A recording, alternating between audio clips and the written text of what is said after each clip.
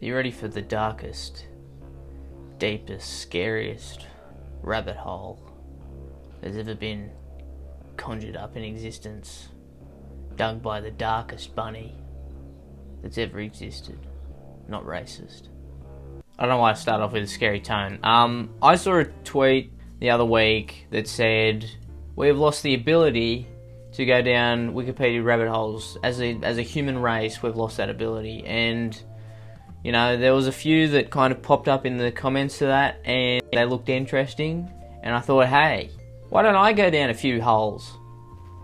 Rabbit holes. A few rabbit holes. Or warrens. A rabbit warren, I believe, is the same as a hole in the rabbit world. I don't know much about rabbits, but I think that's the same thing as the hole. The hole and the warren are the same thing. I'm getting off track. There are a couple that interested me. One of them, which is what we're looking at today, is a list of incidents at Disneyland resorts. The reason why is because I find Disneyland to be a, fun place, the roller coasters and all that, but also a deeply disturbing place. I don't know, I don't think I'd want to be there at night, Now I want to see if they have the main incident we all know that happened at Disneyland, the tunnels underground where they steal the kids and traffic them.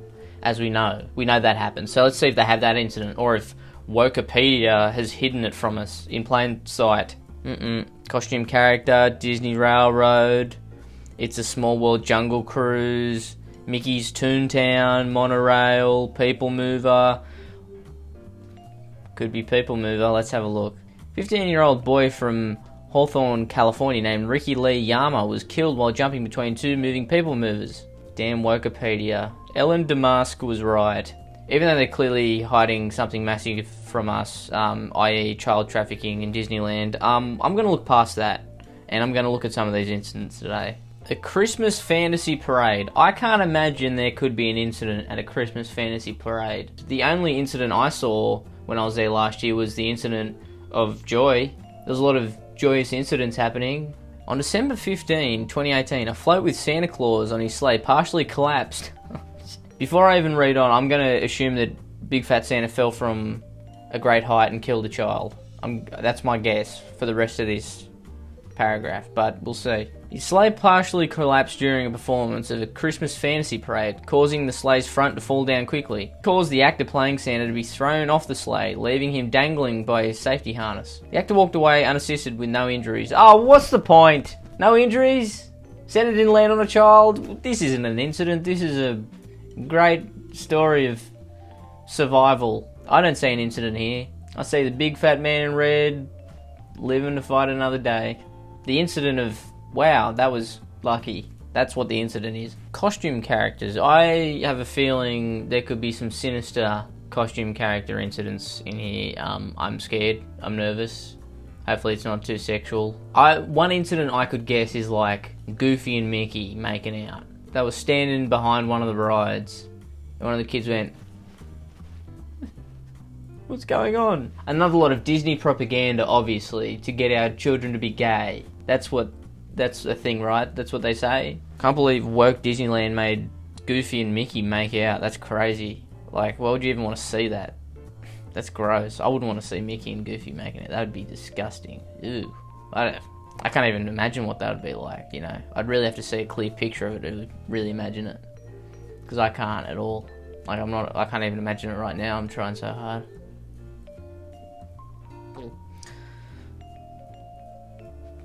Let's continue. In 1976, an unidentified woman sued the Disney Parks Corporation because she claimed that an employee dressed as one of the three little pigs at its It's a Small World attraction grabbed her and fondled her breast while shouting, "Mummy, mummy." Oh, sorry, it's not funny, but what? What are the three little pigs? I'm glad those pigs got what they deserved. They say, oh, the wolf. The wolf is the bad guy. No, the three little pigs, they're the bad guys. They're the bad guys, okay? Going around fondling people. The wolf was just doing a duty. He was just doing a service, alright? The pig's going around going, meh. And the wolf saw that and he went, not on my watch. I'm going to blow you. Your house down. I'm going to blow your house down. She claimed to have gained 50 pounds as a result of the incident and sued Disney for $150,000 in damages for assault and battery, false imprisonment. Wait, false imprisonment? Maybe the false imprisonment was like that all three of the little pigs kind of like encircled her and then one of them did it. I don't know.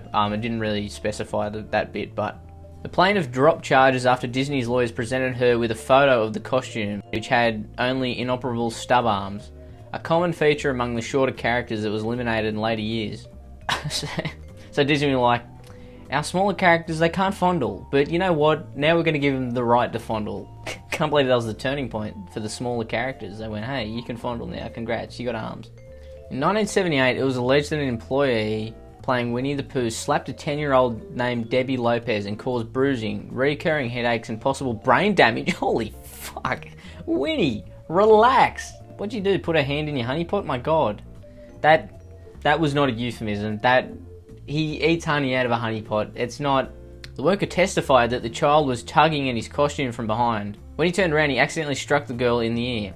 At one point, the employee entered the courtroom after recess wearing the Pooh costume and responded to questions while on the witness stand, including dancing a jig. I've never been on jury duty, but if that were to happen, I would want to be on the jury. Appearing as Pooh showed the jury that the costume arms were too low to the ground to slap the girl of the victim's height. The jury acquitted the worker after 21 minutes of deliberation. So what he's saying is these bloody occupants are a bunch of liars. They're trying to put our great Disney characters into disrepute. And I say no. I say no. Winnie the Pooh would never slap a child willingly unless you put your hand in his honey pot. Then he would give you a right slap. But I knew Pooh wouldn't do it. I knew he wouldn't. It's a Small World. Yeah, I can imagine there was a few fucking incidents happening in It's a Small World. Mainly probably suicide. Okay, yes, it's a bunch of different languages and they're singing It's a Small World, but it's the same thing over and over again. Stop! But for real, before we even start reading them, I can't imagine what incident could happen. Like, it's a boat going like 5 kilometers an hour. I don't know, is there like little like a belt under it? Maybe you get stuck in? I don't know. On the night of February 28th, 2015, a small fire broke out in a backstage area of the park relatively close to the attraction. The flames were reported around 9:20 p.m. and were said to be caused by a fireworks show that were rescheduled earlier in the evening because of rain. Wow, a little fire broke out backstage at It's a Small World. Ugh. Yeah, give us something good. I want to hear about like someone falling in the water and getting crushed by the boat. I don't wish that on anyone, but if you're going to write an incident report, at least be something like juicy, alright? A little fire? Oh, what, did one of the little dolls get burnt? On November 27, 2009, the ride broke down while a guest with quadriplegia was on the ride. The guest was stuck in the ride's goodbye room. Oh wait, no, not touching that. The final setting of It's a Small World holiday. For 30 to 40 minutes before being evacuated. If he was only paraplegic, I'd imagine he'd use his arms to choke himself to death. Because having been stuck in there for 30 to 40 minutes, did they turn the ride off at least? Could they turn it off so they stopped singing? Or were they still singing?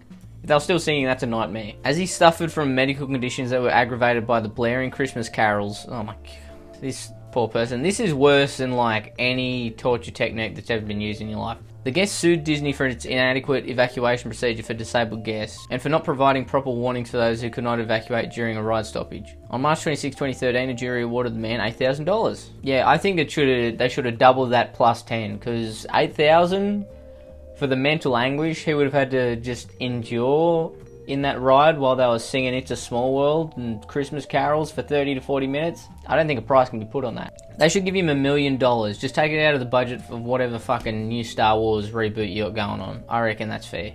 On November 26, 2023, a 26-year-old man exited a boat, removed several pieces of his clothing, walked over several props and entered the flume.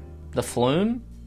Like the DJ? Flume? I don't think you're allowed to do that in public. Resulting in a ride stoppage. The man eventually wandered to one of the outside entrances, in which he was seen fully nude. Who lets these freaks in? I know you can't stop them, but who lets them in? Roger Rabbit's cartoon spin. Nothing but joy can be felt on that ride. This is blasphemy. On September 22, 2000, a 4-year-old boy named Brandon Zucker fell out of the ride vehicle on Roger Rabbit's cartoon spin and was dragged underneath the car, causing serious internal injuries, cardiac arrest and brain damage. Imagine that, you go on Roger Rabbit's cartoon spin and you end up with brain damage. You go on there feeling joyous. It's going to be a good day. Roger Rabbit is probably talking to you. 2 minutes later, brain damage. Life is cruel. Life is cruel. She's a cruel mistress. On October 7th, 2000, Disneyland changed its emergency policy and began instructing ride operators to call 911 first, instead of the Disney Security Center. If there was a child, or just anyone in general, stuck under a ride, what would you go, yeah, we need our security here? No, what are you doing? Call the ambulance, call everyone. Surely you could go like, yeah, hey, 911, what's up? Yeah, we got a kid stuck under the Roger Rabbit toon spin. Yeah, we need someone here ASAP, and also at the same time going like, hey, we need someone who's good with medical assistance. This kid's about to get fucking smooshed. Records show that more than 5 minutes passed between the time the victim fell out of the ride vehicle and when emergency personnel were contacted. Disney spokesman claimed that the timing of the policy change and the incident were coincidental. Yes, I'm sure they were coincidental. Yeah, it was on the books for a while, we're just waiting to implement it. Wouldn't that be something you implement like straight away? You're like, yeah, we got this like really... It's not like a new ride's coming in or like a new food policy or like a price rise. Wouldn't it just be like, yeah, it's an emergency policy, we got to put it in, you know, starting tomorrow. And of course it wasn't coincidental. You went, oh, we've just nearly killed a child with our emergency policy. Let's update that maybe. That might be a good, you know, let's cover all our bases. An investigation ending in December 2000 concluded that the lap bar had malfunctioned and that the victim was placed in the wrong seat in the ride vehicle. The Permanent Ride Amusement Branch of California's Division of Occupational Safety instructed Disney to install additional safety features on the ride. In January 2002, Disney settled with the victim's family based on the cost of the victim's continuing medical care and suffering. Well, yeah, considering he had brain damage and went into cardiac arrest, yeah, you should. That's the least you should do. Disney was not required to accept blame. It's your ride in your park and it malfunctioned. I feel like that's just automatic. Yeah, hey, our fault. We fucked up. The victim never fully recovered from his injuries and died on January 26, 2009, aged 13. You go on to a fun little ride about Roger Rabbit and you die 9 years later. That's just sad, man. All the other ones have been kind of fun. That one was just sad. Alright, I'm going to end on maybe a nicer one. Let's, hopefully this is a better one. I haven't read it yet, so maybe it's not. Maybe it's going to also be depressing, but we'll see. On June 11, 1979, a woman claimed to suffer a back injury when one submarine rear-ended another. She was awarded almost $30,000. Almost $30,000 to get rear-ended by a submarine? Count me in, I say. Not like that. Alright, well, thanks for watching. That was kind of fun, going down a bit of a rabbit hole. I don't go down rabbit holes very often. I don't go into any holes. If you ever saw the Maury the Mole ad, you don't go into a hole. You go in the opposite direction and purport your... You know what I'm saying. If you wanted me to make this a series, let me know. I may just accept your request. And if you have any rabbit holes I should go down, also let me know. Do that. Okay? Do it. You should do that. You should do that. Tell me. Alright, like and subscribe. Good riddance. Shifty Drongo.